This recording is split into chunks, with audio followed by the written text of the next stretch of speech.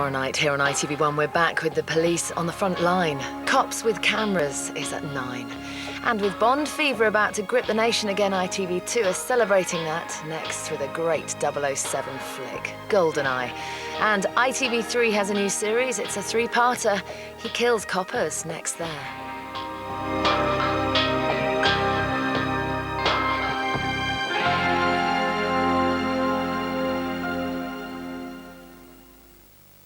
Sainsbury's sponsors ITV drama premieres. The Sun is giving every reader a free MP3 player to celebrate the release of Quantum of Solace. Offer continues all this week in the 30p Sun. He'd be a pretty cold person who didn't want revenge for the death of someone he loved. I don't think the dead care about vengeance. Get rid of him. You don't have to worry about me.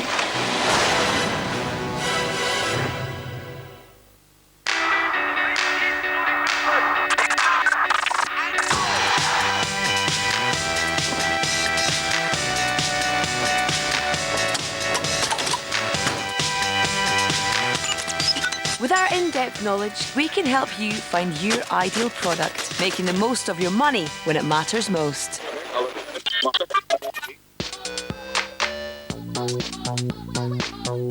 Comet, we deal in your ideal. At Dallas Carpets Extra Mega Stores, all this month, it's a remnant riot, with 20% off the marked price of every remnant in stock. This remnant is only £49. This remnant is only £39. And this remnant is only £29. With extra choice, extra value and 20% extra discount, you can't afford to miss the Remnant Riot at Dallas Carpets Extra Mega Stores all this month. This Formula One season is spellbinding. Lewis Hamilton is on the brink of the World Championship title. Hamilton's through, they touch again! Hamilton has a 7-point lead, but Massa has home advantage. Witness the showdown at Interlagos in the biggest race of Lewis's life. Will Hamilton become the youngest ever Formula One world champion and create history? The Brazilian Grand Prix this weekend, 3:10, live and exclusive on ITV1.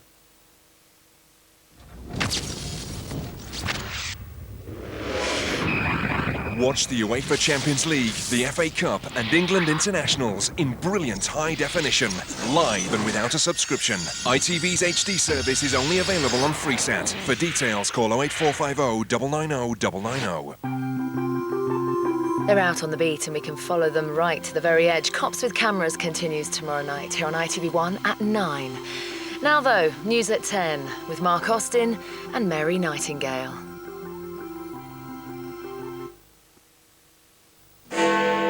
Offensive and unacceptable, the BBC's apology for the crude rant by two of their biggest stars.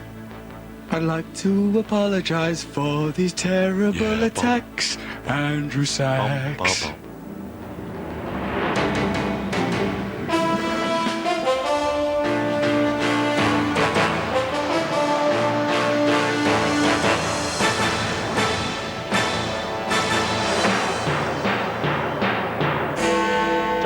And Russell Brand pocket millions in licence payers' money, but it's taken more than a week for the BBC to take complaints about their on-air behaviour seriously. Also on News at 10, another high-profile apology. My mistake, Osborne admits he was wrong to discuss donations with a Russian billionaire. The power to stop arthritis, the new drug that could help thousands. And Bond reborn, but does 007 owe his new image to another action hero?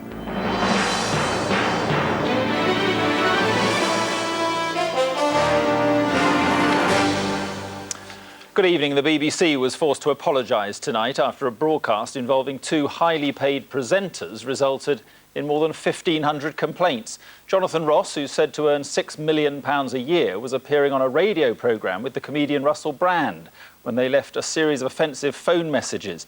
Their target was the actor Andrew Sachs, famous for his role in Fawlty Towers. The corporation admitted it was unacceptable and offensive. Geraint Vincent's report contains flash photography. Russell Brand was on the phone again tonight, but this time it looked like the person on the other end was doing all the talking. His telephone manner isn't normally so subdued. I said some things I didn't have oughta, like I had sex with your granddaughter. On his radio show, a crude duet with his friend Jonathan Ross was one of a series of messages left live on air on the answer phone of the actor Andrew Sachs, who played Manuel in the classic sitcom Fawlty Towers.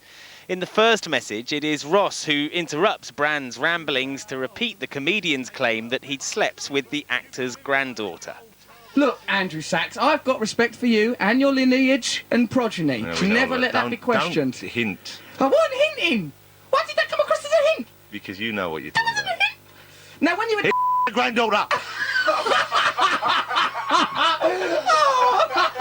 That's his answer phone! These were a couple of schoolboys having a good time on the taxpayer. The guy who picked up the bill was a 78-year-old grandfather who was upset, not unreasonably, about the manner in which his granddaughter was being described by these couple of jerks.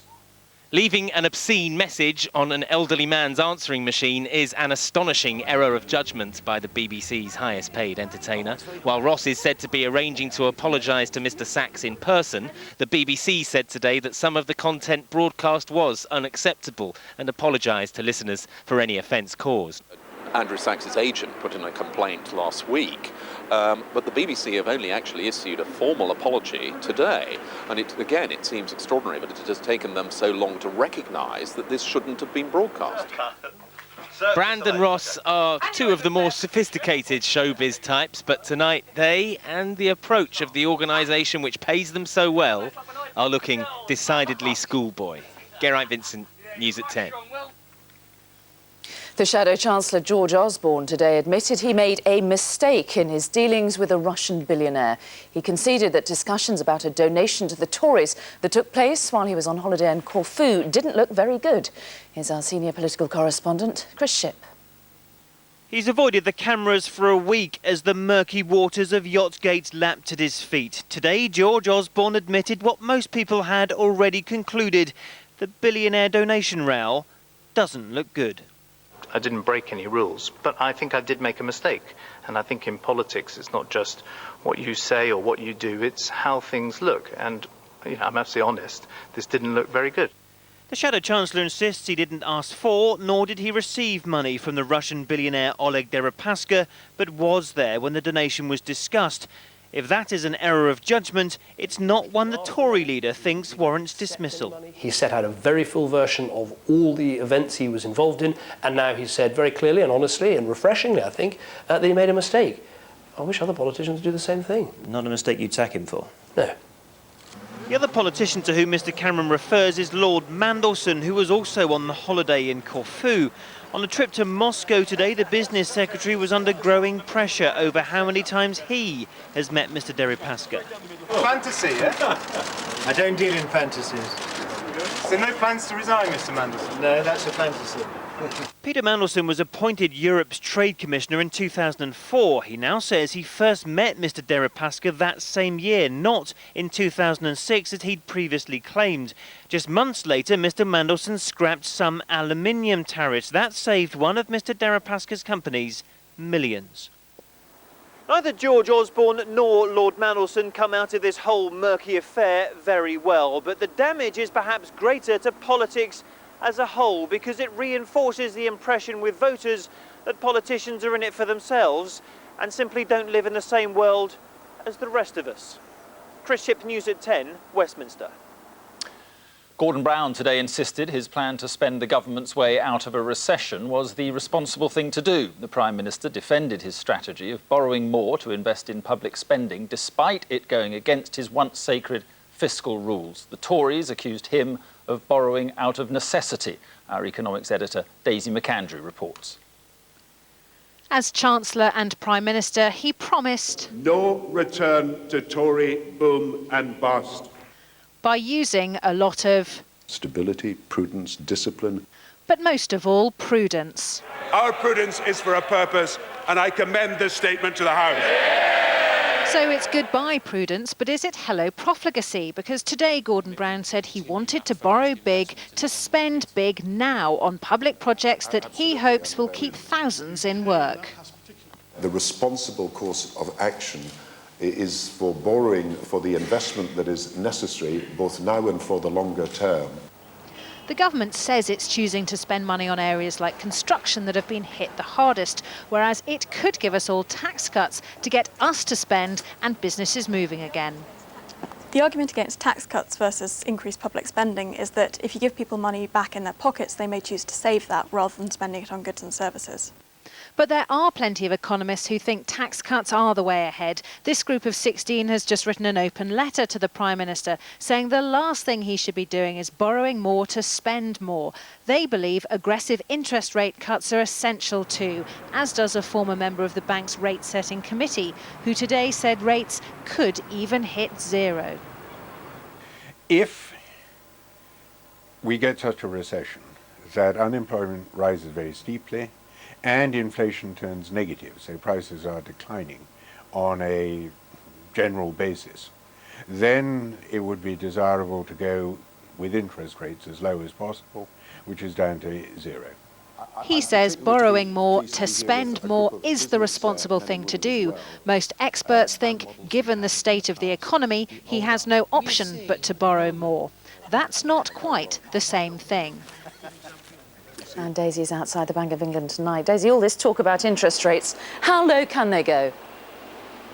Well, as you saw, some economists saying that they could go as low as zero if the recession bites very, very hard. Now, many predicting this week we could see another emergency rate cut given by central banks across the globe. I'm sure we will see a European central bank cut this week and an American cut as well. If we don't get an emergency one from the Bank of England this week, next week they have their regular meeting. We will certainly see another rate cut, perhaps half a point or even more. Now, that's not good news for everything and everybody in the economy. It's not good news for sterling. Just a few weeks ago, you could get $2 to the pound. Tonight, you can get $1.55. That's because inward investors looking at Britain can see we're heading into a recession and that interest rates are going to come down, and that's going to give them a worse return on their investment. All right, Daisy McAndrew in the city, thank you.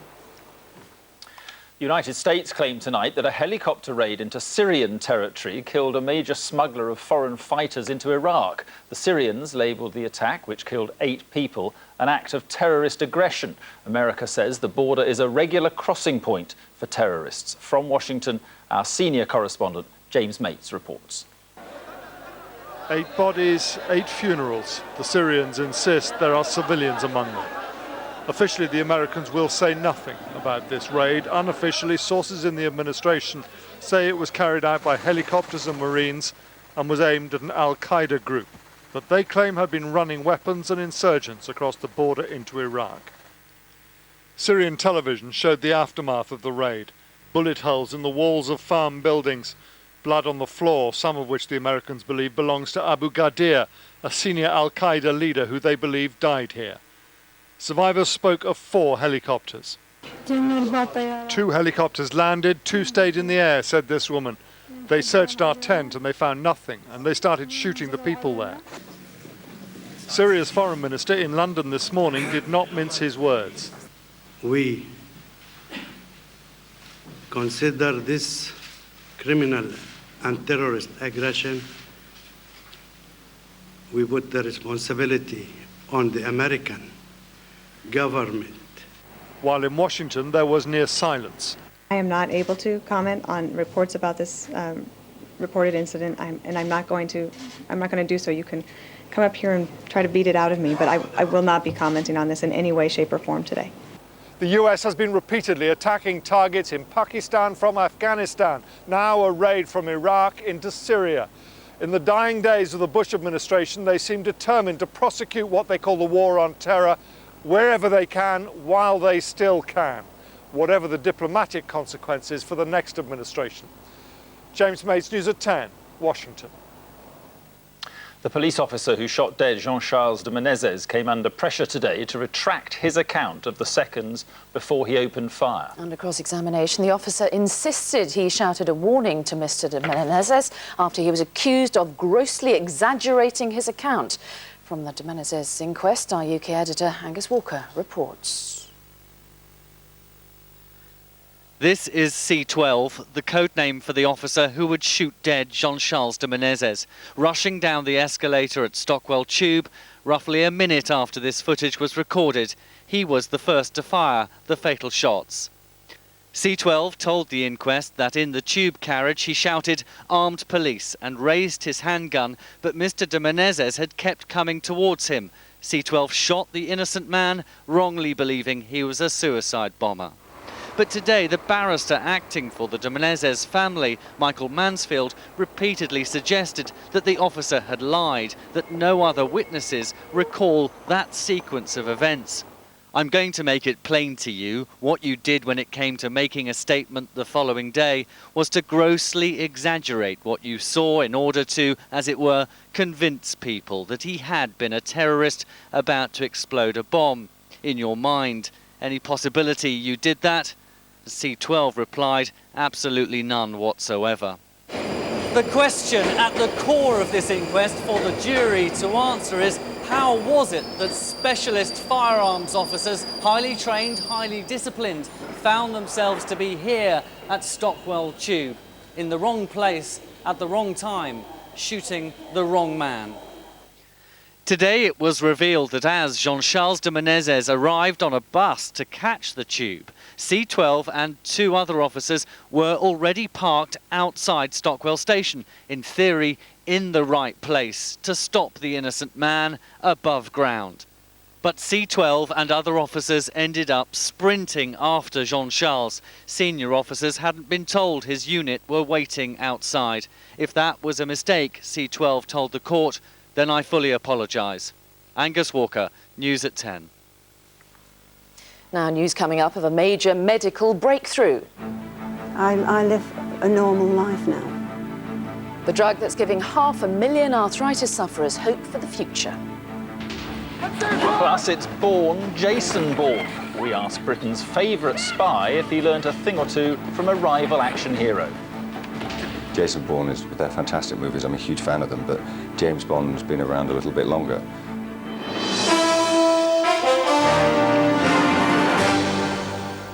With just 8 days to go until the United States chooses its next president, the two candidates have begun what looks certain to be a breathless final week of campaigning. According to the latest poll averages, Barack Obama leads with a little over 50%. John McCain is trailing with just under 43%. Tonight we have reports from both camps. With Senator Obama ahead in many of the key battleground states, John McCain is facing a struggle to shore up support in constituencies he might have once taken for granted. Now, he insists his campaign is still on track. But as our international editor Bill Neely reports from Ohio, John McCain appears to be losing his greatest political battle. The tune is Yankee Doodle Dandy. The McCain campaign is far from dandy. He's going through the motions, but the fixed smile hides deep worries. In Ohio, which he must win, John McCain is losing. And his rally here was the perfect symbol of a flickering campaign. The lights fusing. McCain in the dark. His path to the presidency dimmer by the moment. I think the lighting is brought to you courtesy of the Democratic National Committee. His running mate has problems too, her £100,000 wardrobe, and now McCain's aides privately calling her a diva. She's furious at them. Amid the crossfire, a few weak shots at Obama. You know, elections are not decided until the votes are counted. But our opponent seems once again to be getting a little ahead of himself. Obama is ahead. The McCains are in the dark. Will you plan on